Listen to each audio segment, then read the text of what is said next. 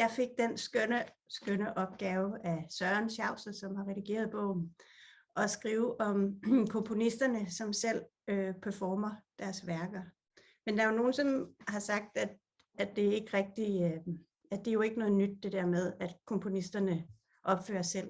Men det, som er det springende, er, at selvfølgelig har komponister som Bach og Chopin og Rachmaninoff selv opført deres værker og stået som kapelmestre og siddet ved klaver og orgel og hvad de nu ellers har gjort.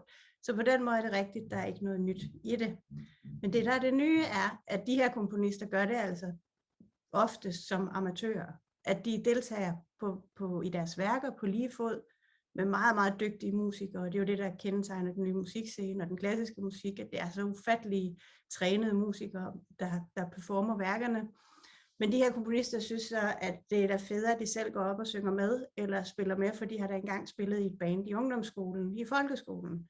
Og det synes jeg var et virkelig grænseoverskridende fænomen første gang, jeg oplevede det, fordi det brød med ufattelig mange traditioner. Når vi sidder i den klassiske koncertsal, så forventer vi, at komponisten er død.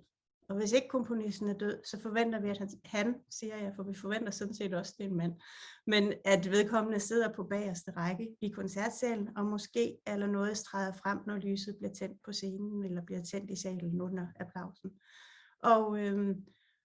Men nu står de jo så på scenen, og hvad er det så, vi oplever? Jamen, det er jo, at arbejdssporet bliver taget med ind på scenen faktisk, og at processen kommer med op på scenen. For som jeg sagde, så glemmer de jo ved at være amatører, når de står på scenen.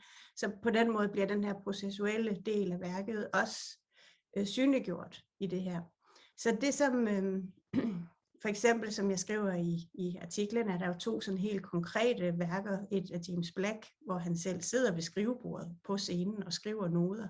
Så der er det nærmest det tætteste, vi overhovedet kan komme på et eksempel af det her.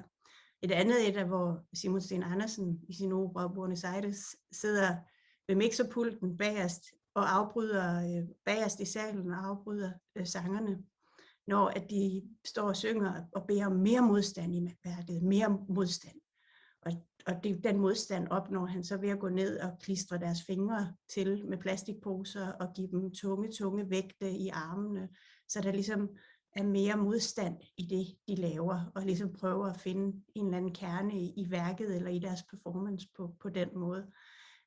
Og det jeg så argumenterer for i den her artikel, det er, at hvis det havde været en hvilken som helst anden, der havde spillet den rolle, så havde det været en anden oplevelse, vi havde haft, fordi vi har det her store historiske bagtæppe af en komponist, som sidder ved sit skrivebord, og som bestemt ikke er med på scenen.